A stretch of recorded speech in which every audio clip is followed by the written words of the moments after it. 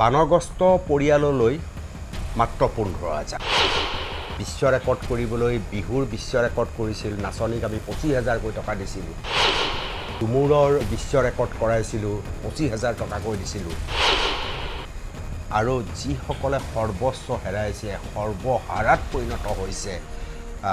20-25 বছৰ তেওঁলোকৰ গাঁওবোৰ পিছুৱাই গৈছে সেইসকলৰ বাবে কি মাত্ৰ 15,000 কেনেকৈ হ'ব মুখ্যমন্ত্ৰীৰ এই বক্তব্যই আমাক অকণমান হতাশ কৰিছে বানগ্ৰস্ত পৰিয়াললৈ মাত্ৰ 15,000 মই সুদীৰ্ঘ দিন ধৰি উজনি অসম ভ্ৰমণ কৰি আছোঁ বানগ্ৰস্ত পৰিয়ালৰ কাষলৈ গৈ আছোঁ শিৱসাগৰৰ বিভিন্ন ঠাইত নাজিৰা সোণাৰী ক'ত যাব আপুনি সকলোতে বানগ্ৰস্তৰ যিটো পৰিস্থিতি সেই পৰিস্থিতিত যদি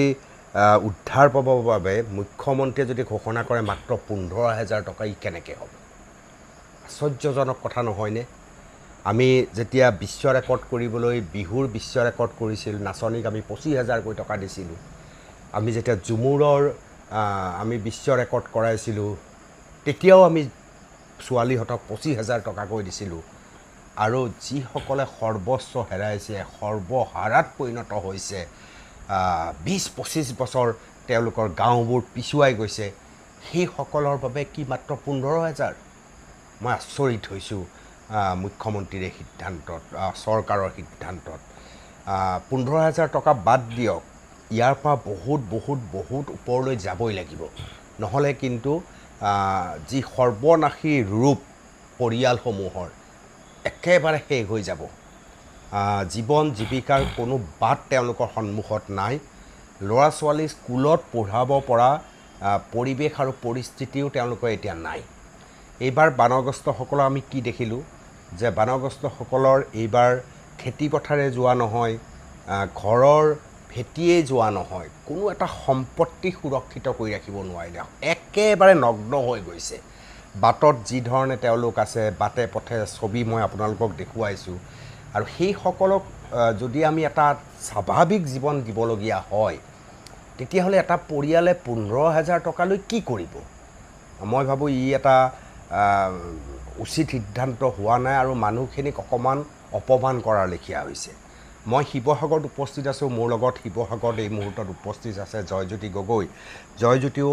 এগৰাকী জ্যেষ্ঠ সাংবাদিক আমি একে সময়তে একেলগে সংবাদ সেৱা কৰোঁ গতিকে জয়জ্যোতিৰ পৰা মই কথাটো জানিব খুজিছোঁ জয়জ্যোতি মাত্ৰ 15,000 বানগ্ৰস্ত পৰিয়াললৈ তুমিও দেখিছা নাজিৰাত কি হৈছে সোণাৰীত কি হৈছে চন্তকত কি হৈছে নেপালী খুঁটিৰ অৱস্থা তুমি জানা মাত্ৰ 15,000 কি কোৱা তুমি আপুনি একদম ঠিক কথা কৈছে যে 15,000 টকা এই ন্যূনতম পইচা এটা আজিৰ তাৰিখৰ যিটো পৰিস্থিতি পৰিৱেশ তাৰ কাৰণে এটা পৰিয়ালক 15,000 টকাটো কোনো ধৰণৰ পইচা বুলি ক'বই নোৱাৰি ভাবিবই নোৱাৰি আপুনি কৈছে বিহুত 25,000 বিহুত 25,000 নহয়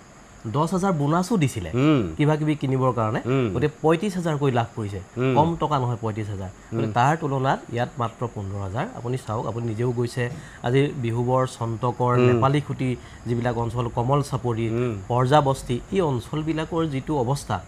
তাত আজি আপোনাৰ যদি তাত ঘৰ আছিল আপুনি এই মুহূৰ্তত তাত উপস্থিত হৈ নিজৰ মাটি সীমাটো বিচাৰি নাপায় কোন টুকুৰা আপোনাৰ মাটি আছিলে কোন টুকুৰা ইজনৰ মাটি আছিলে তেনেকুৱা এটা পৰিৱেশৰ সৃষ্টি হৈছে পৰিস্থিতি উদ্ভৱ হৈছে একাঠু পলস এতিয়া ডেড বডি তাত জিলিকি আছে আমি প্ৰত্যক্ষ কৰিছোঁ স্থানীয় লোকে কৈছে যে 4টাকৈ ডেড বডি আছে পানিকা পৰিয়ালৰ আৰু কৰ্মকাৰ বুলি এগৰাকী মহিলাৰ কিন্তু এই ডেড বডি কেইটা উঠাই আনিব পৰা পৰিৱেশ নাই ইমানেই পলস তাত গাড়ী পৰি আছে মানুহ পৰি আছে মানুহ নিৰ্দিষ্ট হৈ আছে উঠাই আনিব পৰা পৰিৱেশ নাই একাঠু পলসত নামি যোৱাৰ কোনো সম্ভাৱনা নাথাকে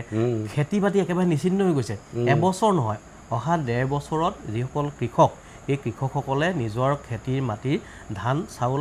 তেওঁলোকে নাপায় গতিকে এই 1.5 বছৰ দিন ধৰি কাৰণ আজি জুলাই মাহ অহা জুলাইলৈকে এবছৰ অহা বছৰ খেতিটো কৰিলেও তেওঁলোকক আৰু 3-4-5 মাহ লাগিব আঘোণ পুহলৈকে গতিকে সেই ধানৰ পৰা ভাত খোৱালৈকে ডেৰটা বছৰ দিন এই 1.5 বছৰ তেওঁলোকে কেনেদৰে পাৰ কৰিব এতিয়া বিভিন্ন প্ৰান্তৰ পৰা লোকসকল আহিছে চৰকাৰে সাহায্য দিছে স্বেচ্ছাসেৱী অনুষ্ঠানবিলাক দল সংগঠন ব্যক্তি বাহিৰৰ পৰাও অজস্ৰ সাহায্যৰ দিয়াৰ দল ইয়ালৈ আহিছে কিন্তু এয়া সদায় চলি নাথাকে এটা নিৰ্দিষ্ট সময়তে ই শেষ হ'ব তাৰপিছত কি কৰিব তাৰপিছতে তেওঁলোকে কি খাব ঘৰলৈ কেনেকৈ যাব কাপোৰ নাই কাপোৰো দিছে কিন্তু সেই কাপোৰে কেইদিন যাব ঘৰ কি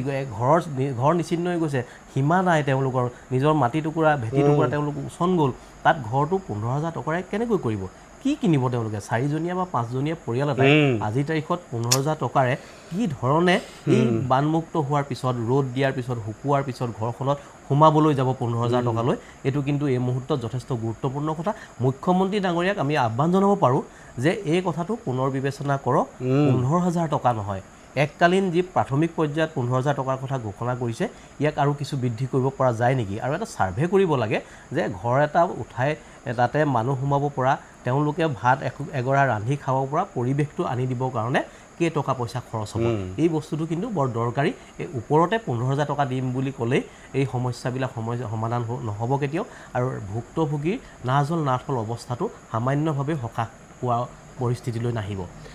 ই আটাইতকৈ ডাঙৰ কথা আৰু খুব দুখ লাগে যে আমি নাচনীক যদি 35,000 টকা দিব পাৰোঁ 25+10 আমি দিবলৈ আমি কুণ্ঠাবোধ নকৰোঁ আৰু প্ৰকৃতিয়ে সৰ্বনাশী পৰ্যায়লৈ লৈ যোৱা ইয়াৰ লগতে ডেমৰ যিটো অভিশাপ সেই অভিশাপে শ পৰিয়ালক বিচ্ছিন্ন কৰাৰ পিছত আমি কেনেকৈ ক'ব পাৰোঁ এককালীন সাহায্য মাত্ৰ 15,000 টকা কি কৰিব 15,000 টকাই দি কেনেকৈ চলিব আপোনালোকে ভাবক এইবিলাক মূৰ গৰম কৰি দিয়া কথা ইমান এই ধৰণৰ এটা ভূমিকা যদি গ্ৰহণ কৰে তেতিয়াহ'লে মানুহ বলিয়া হোৱাৰ আৰু বিকল্প পথ নাথাকিব মানুহৰ হাতত আৰু একো উপায় নাথাকিব মাত্ৰ 15,000 টকাত আমি বিভিন্ন ঠাই গৈ পৰিয়ালসমূহ দেখিয়ে আমি উপলব্ধি কৰিছোঁ প্ৰাথমিক স্তৰততো তেওঁলোকক কমেও একেবাৰে কম 1 লাখ টকা তেওঁলোকক প্ৰয়োজন আছে প্ৰাথমিক স্তৰত কাৰণ বান যোৱাৰ পিছত এতিয়া বান যোৱাৰ পিছত যিটো প্ৰত্যাহ্বান আহিব জয়জ্যোতি এই প্ৰত্যাহ্বান আৰু ভয়ানক প্ৰত্যাহ্বান হ'ব 15,000 টকাৰ পৰা যদি এটা পৰিয়ালে আপুনি যদি ভাবে যে নাজিৰা নগৰ প্ৰায় অৱস্থাটো বেয়া বা নাজিৰা নগৰৰ পৰা যদি আজি বিহুবৰ চন্দকৰ নাগালেণ্ড সীমান্তলৈকে কোনোবা এটা পৰিয়ালে 2 বান্দুল টিং নিবলৈ আহে গাড়ী ভাড়া কিমান হ'ব 2 বান্দুল টিং নিবলৈ আহোঁতে গতিকে সেই পৰিয়ালটোৱে যেতিয়া ঘৰটো থিয় কৰাবলৈ যাব ঘৰটো কেনেধৰণে থিয় কৰাব খুঁটাকেইটাৰ দাম কিমান হ'ব বেৰখন বনাওঁতে কিমান খৰচ হ'ব গতিকে 15,000 টকাৰে কৰিব কি বেৰ দুখন উঠিবনে খুঁটাকেইটা উঠিবনে বাঁহৰ খুঁটাৰে বাঁহৰ বেৰেৰে থাকিব তৰ্জা বেৰেৰে থাকিব পৰা এটা অৱস্থালৈ আনিবলৈ সেই পৰিয়ালটোৱে 15,000 টকা কেতিয়াও সম্ভৱ নহয় মই আচৰিত হওঁ জয়জ্যোতি আমি দেখিছোঁ ধৰ্মেশ্বৰ কোঁৱৰ আছে তাত ময়ূৰ বৰগোহাঁই তাত আছে স্বয়ং জলসম্পদ মন্ত্ৰী সুশান্ত বৰগোহাঁই সমষ্টিত হৈছে বিধায়ক অখিল গগৈৰ সমষ্টিত হৈছে মোৰ আচৰিত লাগে মই অখিল গগৈটো মাইনাছ কৰিছোঁ অখিল গগৈ বাৰু এটা বেলেগ ৰাজনৈতিক দলৰ কিন্তু আমাৰ ময়ূৰ বৰগোহাঁই ধৰ্মেশ্বৰ কোঁৱৰ অথবা আন যি এই সমষ্টিবিলাকক চুই গৈছে এওঁলোকে মুখ্যমন্ত্ৰীক আচলতে কি জনাইছে কেনেকৈ ধৰ্মেশ্বৰ কোঁৱৰ ময়ূৰ বৰগোহাঁই আপোনালোক দুইজনক সুধিছোঁ কেনেকৈ আপোনালোকে ভাবিব পাৰিলে যে 15,000 টকাত এককালীন সাহায্য আৰম্ভণি পাই আপোনালোকৰ সমষ্টি নাজিৰাত সোণাৰীত কেনেকৈ মানুহে নিজৰ জীৱন পুনৰ পৰা আৰম্ভ কৰিব আশ্চৰ্যজনক কথা ধৰ্মেশ্বৰ কোঁৱৰ বিধায়ক ময়ূৰ বৰগোহাঁই বিধায়ক আৰু এই বিধায়কসকলে কোনো ৰিপৰ্ট নিদিয়ে নেকি মুখ্যমন্ত্ৰীক কোনো ৰিপৰ্ট আপোনালোকে নিদিয়ে নেকি এইটো এটা অন্যায়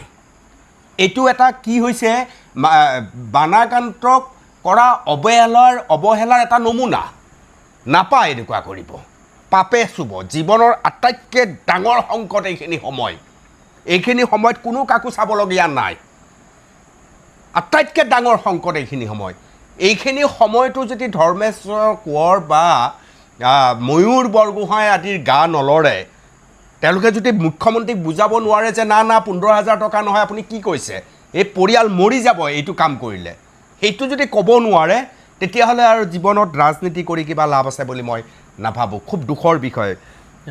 এইখিনিতে আৰু এটা কথা মনত পৰিছে, আজি 2-3 দিনৰ আগতে ময়ূৰ বৰগোহাঁয়ে কোনোবা এটা স্থানত এটা কথা প্ৰকাশ কৰিছিলে যে ঘৰ বনাবৰ কাৰণে যে যিবিলাকৰ ঘৰ পুনৰ নিৰ্মাণৰ প্ৰয়োজন আছে তেওঁলোকৰ কাৰণে 1 লাখ টকা দিয়াৰ কথা মুখ্যমন্ত্ৰীয়ে তেওঁক কৈ গৈছে বুলি তেওঁ ৰাইজৰ আগত প্ৰকাশ কৰা এটা ভিডিঅ' মই প্ৰত্যক্ষ কৰিছিলোঁ। যদি সেই কথাটো শুদ্ধ হয় তেতিয়াহ'লে কিছু সকাহ নিশ্চয় পাব। যদি ময়ূৰ বৰগোহাঁয়ে তেনেধৰণৰ কথা মুখ্যমন্ত্ৰীৰ পৰা আদায় কৰিব পাৰিছে বা তেওঁক যদি জনাইছে, এইবিলাক কথাও মুখ্যমন্ত্ৰী ডাঙৰীয়া ৰাজহুৱা কৰক। বা আমাৰ যিগৰাকী ইয়াত অভিভাৱক মন্ত্ৰী বিমল বৰা আছে, তেখেত 2খন জিলাৰ অভিভাৱক মন্ত্ৰী, তেখেতেও এই কথাবিলাক ৰাজহুৱা কৰক যে যাৰ ঘৰটোৰ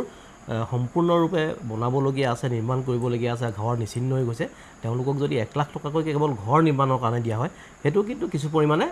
সকাহ হ'ব। তাৰ তুলনাত কিন্তু যদি 15,000 টকা দি